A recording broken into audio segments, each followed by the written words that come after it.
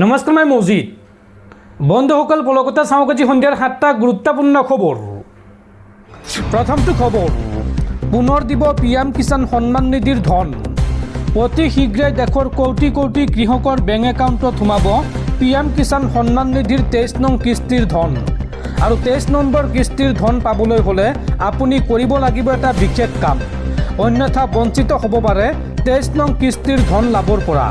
কি কাম কৰিব লাগিব আৰু কেনেকৈ কৰিব চাওঁ আহক। PM কিষাণ সন্মান নিধিৰ ধন লাভ কৰা সকলৰ বাবে আহি গ'ল ডাঙৰ খবৰ। 23 নং কিস্তিৰ ধন লাভৰ বাবে শীঘ্ৰেই পঞ্জীয়ন কৰক আপোনাৰ নাম, অন্যথা বঞ্চিত হ'ব পাৰে PM কিষাণ সন্মান নিধিৰ 23 নং কিস্তিৰ ধন লাভৰ পৰা। পঞ্জীয়ন নকৰা কৃষকে নাপাব 23 নং কিস্তিৰ ধন। পঞ্জীয়ন কৰাৰ পিছত ঘৰতে আপোনাৰ আবেদনৰ স্থিতি পৰীক্ষা কৰিব পাৰিব আপুনি। কিদৰে পৰীক্ষা কৰিব চাওঁ আহক। প্ৰথমে আপুনি PM কিষাণৰ অফিচিয়েল ৱেবছাইট pmkishan.gov.in লৈ যাওক আৰু তাৰ পিছত হোম পেজত থকা ফাৰ্মাৰ্ছ কৰ্ণাৰলৈ যাওক আৰু ইয়াৰ পিছত status of self registered farmer বা CSC ফাৰ্মাৰ্ছ বুটামটোত ক্লিক কৰক আৰু নতুনকৈ খোল খোৱা ফৰ্মখনত আপোনাৰ 12 অংকৰ আধাৰ নম্বৰটো লিখক। কাষত দিয়া কেপচা কোডটো শুদ্ধকৈ সন্নিৱিষ্ট কৰক আৰু শেষত চাৰ্চ বুটামটোত ক্লিক কৰিলেই আপোনাৰ আবেদনৰ বৰ্তমানৰ স্থিতি দেখিবলৈ পাব। আৰু যদি আপোনাৰ এই ৰেজিষ্ট্ৰেশ্যন পৰীক্ষা কৰি থকা হৈছে তেন্তে পেণ্ডিং ফৰ এপ্ৰুভেল বুলি আহিব আৰু পৰীক্ষা সম্পূৰ্ণ হ'লে এপ্ৰুভড বাই ডিষ্ট্ৰিক্ট/ষ্টেট বুলি আহিব। যদি আপুনি আগতেই পঞ্জীয়ন কৰিছিল আৰু কিস্তিৰ তথ্য চাব বিচাৰে তেন্তে ফাৰ্মাৰ্ছ কৰ্ণাৰত থকা নো ইয়ৰ ষ্টেটাছত ক্লিক কৰক। ইয়াৰ বাবে আপোনাৰ পঞ্জীয়ন নম্বৰ আৰু মোবাইলত অহা OTPৰ প্ৰয়োজন হ'ব। আপুনি মোবাইলৰ সহায়ত নিজেও এই কাম কৰিব পাৰিব, অন্যথা CSC চেণ্টাৰত গৈও নিজে নিজৰ নাম পঞ্জীয়ন কৰিব পাৰিব। পৰৱৰ্তী খবৰ, ৰাজ্য কঁপাই যোৱা শিক্ষয়িত্ৰী অৰ্ণমাই বৰা হত্যাকাণ্ডৰ মূল অভিযুক্ত মইনুল হকক দোষমুক্ত ঘোষণা উচ্চতম ন্যায়ালয়ৰ। মইনুল হক উক্ত ঘটনাৰ সৈতে জড়িত থকাৰ পৰ্যাপ্ত প্ৰমাণ নথকাত দোষমুক্ত ঘোষণা কৰে দেশৰ সৰ্বোচ্চ ন্যায়ালয়ে। শিক্ষয়িত্ৰী অৰ্ণমাই বৰা হত্যাকাণ্ডৰ মূল অভিযুক্ত মইনুল হকক দোষমুক্ত ঘোষণা উচ্চতম ন্যায়ালয়ৰ। মইনুল হক উক্ত ঘটনাৰ সৈতে জড়িত থকাৰ পৰ্যাপ্ত প্ৰমাণ নথকাত দোষমুক্ত ঘোষণা কৰে দেশৰ সৰ্বোচ্চ ন্যায়ালয়ে। উল্লেখযোগ্য যে 2018 চনৰ 31 মেত শিক্ষয়িত্ৰীগৰাকীৰ সৈতে সজাত সংঘটিত হৈছিল ৰাজ্য কঁপাই যোৱা ভয়ংকৰ ঘটনা। ধৰ্ষণ কৰি হত্যা কৰা হৈছিল শিক্ষয়িত্ৰীগৰাকীক আৰু 2018 চনতে অভিযুক্ত মইনুল হক আৰু চেলিম উদ্দিনক দোষী সাব্যস্ত কৰিছিল সজাত আদালতে। মইনুল হকক মৃত্যুদণ্ডৰ আদেশ দিয়াৰ লগতে চেলিম উদ্দিনক যাৱজ্জীৱন কাৰাদণ্ড বিহিছিল আৰু 2022 চনৰ 22 ডিচেম্বৰত গুৱাহাটী উচ্চ ন্যায়ালয়ে চেলিম উদ্দিনৰ যাৱজ্জীৱন কাৰাদণ্ড বাহাল ৰাখে যদিও মইনুল হকৰ মৃত্যুদণ্ডৰ ৰায় বাতিল কৰি 3 বছৰৰ কাৰাদণ্ড আৰু 20,000 টকাৰ জৰিমনা বিহে। কিন্তু 2025 চনৰ 28 নৱেম্বৰত মইনুল হকৰ বিৰুদ্ধে উচ্চতম ন্যায়ালয়ে জামিনবিহীন গ্ৰেপ্তাৰী পৰোৱানা জাৰি কৰে আৰু তাৰ পিছতে অসম আৰক্ষীয়ে মইনুল হকক পুনৰ গ্ৰেপ্তাৰ কৰিছিল আৰু এতিয়া পৰ্যাপ্ত প্ৰমাণৰ অভাৱত উচ্চতম ন্যায়ালয়ে মইনুল হকক দোষমুক্ত ঘোষণা কৰে আৰু প্ৰমাণ নষ্ট কৰাৰ অভিযোগক খণ্ডন কৰে উচ্চতম ন্যায়ালয়ে। সেয়ে এতিয়া মইনুল হক মুকলি আকাশৰ তললৈ ওলাই অহাৰ পথ প্ৰশস্ত হ'ল। পৰৱৰ্তী খবৰ, RSSৰ মুৰব্বী মোহন ভাগৱত আৰু বাবৰি মছজিদ নিৰ্মাণ কৰা হুমায়ুন কবিৰ এই দুয়োগৰাকী ব্যক্তিকে প্ৰধানমন্ত্ৰী মোদীয়ে জেড কেটেগৰীৰ নিৰাপত্তা দিছে। ইয়াৰ অৰ্থ কি? বাবৰি মছজিদ নিৰ্মাণৰ সৈতে বিজেপিৰ মিত্ৰতা কি? এই প্ৰশ্ন আপৰ সাংসদ সঞ্জয় সিঙৰ।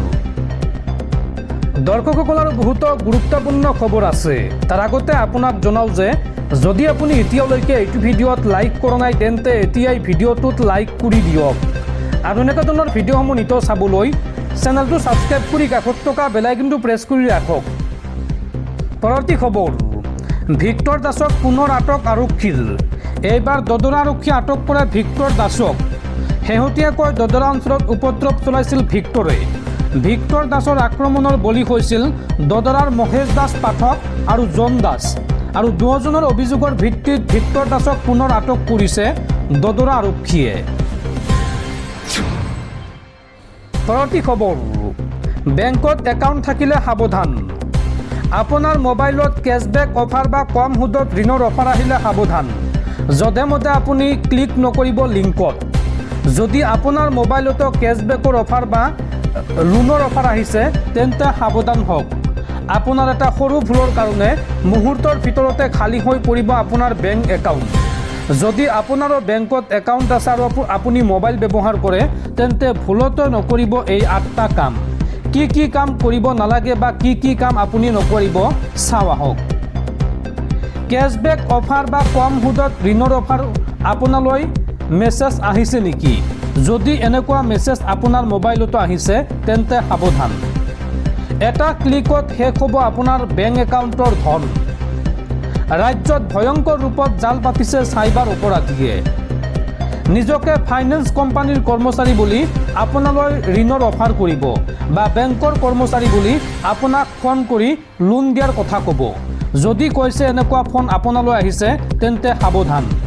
ইয়াৰ পিছত আপোনাৰ পৰা বিচাৰিব সকলো তথ্য যেনে পান কাৰ্ড, বেংকৰ একাউণ্ট, আপোনাৰ ভোটাৰ ID এনেকুৱা তথ্য।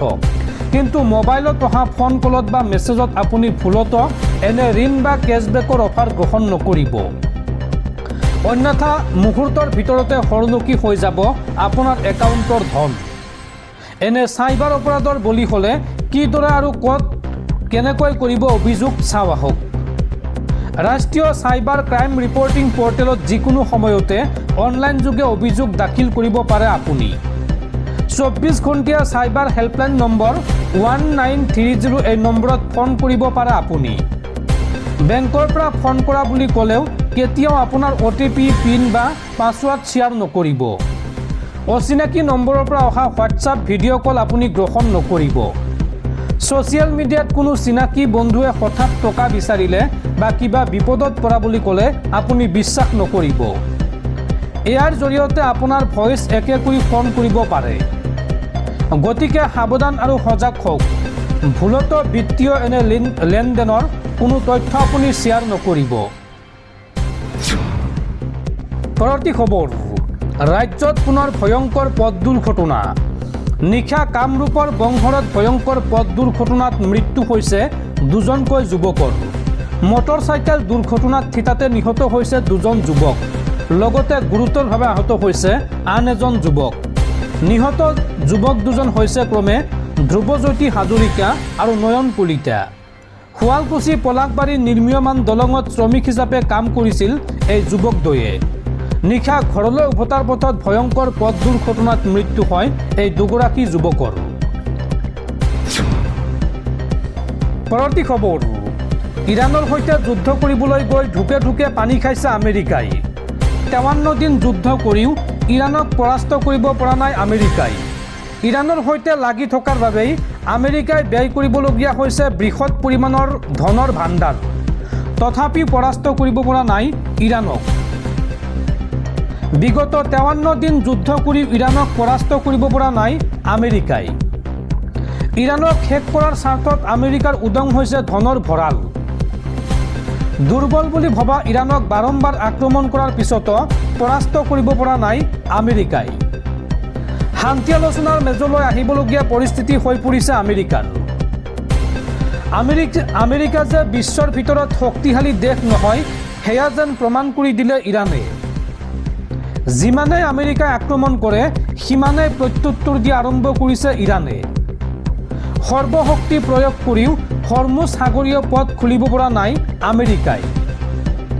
ইৰাণক কৰা আক্ৰমণৰ বাবে এতিয়া নিজৰ দেশতেই সমালোচনাৰ পাত্ৰ হৈ পৰিছে আমেৰিকাৰ চৰকাৰ। ডনাল্ড ট্ৰাম্পক সমালোচনা কৰিছে নিজ দেশৰ নাগৰিকে।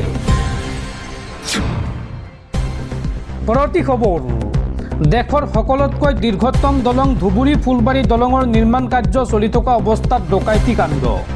ডকাইতি কাণ্ডৰ সৈতে জড়িত 3জনক গ্ৰেপ্তাৰ। অস্ত্ৰ শস্ত্ৰধাৰী দুষ্কৃতিকাৰীয়ে ব্যক্তিগত নিৰাপত্তা কৰ্মচাৰীসকলক আক্ৰমণ কৰে। এটা এক্সকেভেটৰৰ পৰা তেল চুৰি কৰি কৰ্মচাৰীসকলক প্ৰহাৰ কৰাৰ লগতে যন্ত্ৰপাতি ধ্বংস কৰে। ধুবুৰী আৰক্ষীয়ে BNSৰ 133/26 নম্বৰত গোচৰ ৰুজু কৰি এই ঘটনাৰ সৈতে জড়িত এই 3জন ডকাইতক গ্ৰেপ্তাৰ কৰে। পৰৱৰ্তী খবৰ, মোদীৰ উদ্বোধনৰ পূৰ্বে অগ্নিকাণ্ডত জ্বলি ছাই হৈ গ'ল 80,000 কোটি টকাৰ শোধনাগাৰ। ৰাজস্থানৰ মৰুভূমিৰ বুকুত নিৰ্মাণ কৰা সপোনৰ প্ৰকল্পটো যেন হঠাতে জুইৰ দাহত পৰি ছাই হৈ গ'ল। প্ৰধানমন্ত্ৰী নৰেন্দ্ৰ মোদীৰ উদ্বোধনৰ মাত্ৰ এদিন পূৰ্বে অৰ্থাৎ সোমবাৰে 20 এপ্ৰিল তাৰিখে বিয়লিৰ ভাগত বালতৰাৰ পচপত্ৰায়ৰ SPCLৰ 80,000 কোটি টকাৰ বিশাল শোধনাগাৰত ভয়ংকৰ অগ্নিকাণ্ড সংঘটিত হয়। এই ঘটনাত স্থানীয় ৰাইজ আতংকিত হৈ পৰে। মৰুভূমিৰ ৰত্ন হিচাপে পৰিচিত এই বছৰি 90 লাখ মেট্ৰিক টন MMTPA ক্ষমতা সম্পন্ন গ্ৰীণফিল্ড শোধনাগাৰ ও পেট্ৰকেমিকেল কমপ্লেক্সটো উদ্বোধনৰ বাবে অপেক্ষা কৰি আছিল দেশবাসী। প্ৰাৰম্ভিক তথ্য অনুসৰি শোধনাগাৰৰ মূল অংশ CDU VDU এলেকাত এই অগ্নিকাণ্ড সংঘটিত হয়। কোৱা হৈছে যে এক্সচেঞ্জাৰ বিস্ফোৰণৰ ফলত জুই বিয়পি পৰে আৰু 100ৰো অধিক অগ্নি নিৰ্বাপক বাহিনীৰ গাড়ীয়ে সেই স্থানত উপস্থিত হৈ জুই নিয়ন্ত্ৰণলৈ আনে। এই ঘটনাত এই পৰ্যন্ত কোনো লোক হতাহতৰ খবৰ পোৱা হোৱা নাই। প্ৰথমে শ্ৰমিকসকলে নিজাকৈ অগ্নি নিৰ্বাপক ব্যৱস্থা সক্ৰিয় কৰি জুই নিয়ন্ত্ৰণৰ চেষ্টা চলাইছিল। স্থানীয় প্ৰশাসন আৰু SPCL কৰ্তৃপক্ষই কয় যে এতিয়া পৰিস্থিতি নিয়ন্ত্ৰণত আছে। এই প্ৰকল্পটো SPCL আৰু ৰাজস্থান চৰকাৰৰ যৌথ উদ্যোগত নিৰ্মাণ কৰা হৈছিল। ৰাজস্থানৰ পশ্চিম অংশত উদ্যোগীকৰণ আৰু কৰ্মসংস্থাপনৰ বাবে ইয়াক গেম চেঞ্জাৰ প্ৰকল্প হিচাপে গণ্য কৰা হৈছিল। জুলাই মাহৰ পৰা বাণিজ্যিক উৎপাদন আৰম্ভ হোৱাৰ কথাও আছিল। 21 এপ্ৰিল মঙলবাৰে অৰ্থাৎ আজি প্ৰধানমন্ত্ৰী মোদীয়ে শোধনাগাৰটো উদ্বোধন কৰাৰ কথা আছিল আৰু উদ্বোধনৰ বাবে বিতং প্ৰস্তুতি চলি আছিল। কিন্তু এই দুৰ্ঘটনাটোৱে এদিন আগতে সকলো সলনি কৰি পেলালে। SPCLে জনোৱা মতে অগ্নিকাণ্ডৰ কাৰণ জানিবলৈ তদন্ত আৰম্ভ কৰা হৈছে। ৰাষ্ট্ৰীয় দুৰ্যোগ সঁহাৰি বাহিনী চমুকৈ NDRF, স্থানীয় আৰক্ষী, অগ্নি নিৰ্বাপক সেৱা আৰু সম্ভৱতঃ কেন্দ্ৰীয় তদন্ত সংস্থাৰ দৰে একাধিক সংস্থা এই তদন্তৰ সৈতে জড়িত হ'ব পাৰে।